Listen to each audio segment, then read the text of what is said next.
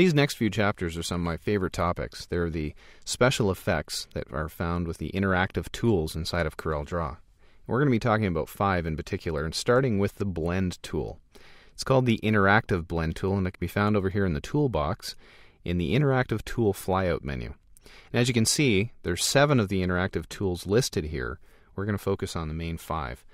And to start with, we should talk about why they're interactive tools.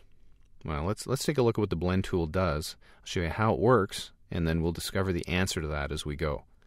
The interactive blend tool creates a blend between 2 objects. It blends the fill and outline of 2 objects together to create a very unique effect. Let me show you how that works. I should also say at this point that the interactive tools are all designed to put the user on the page instead of in a dialog box, and to keep you working with your objects in a very natural, organic way.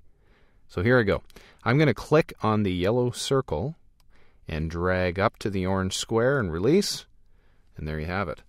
You can see that in 20 steps, how do I know there are 20 steps? I look up my property bar.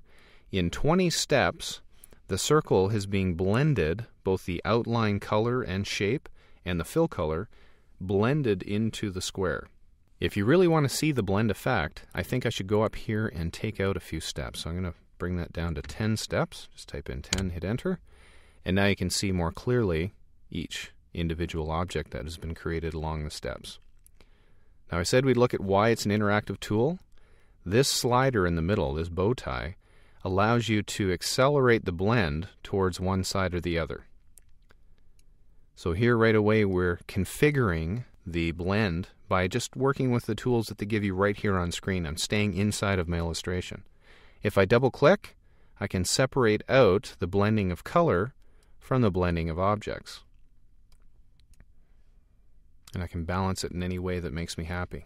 If I double click again, it recombines those, and I can do that again.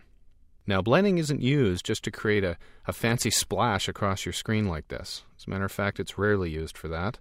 I'm going to hit delete. I've created this button shape using blends.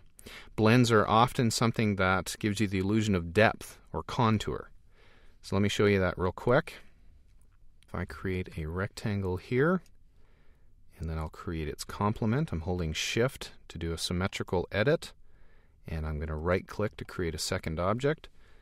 And I'll create it, the inside object, with the light color, and I'm going to turn off the outline.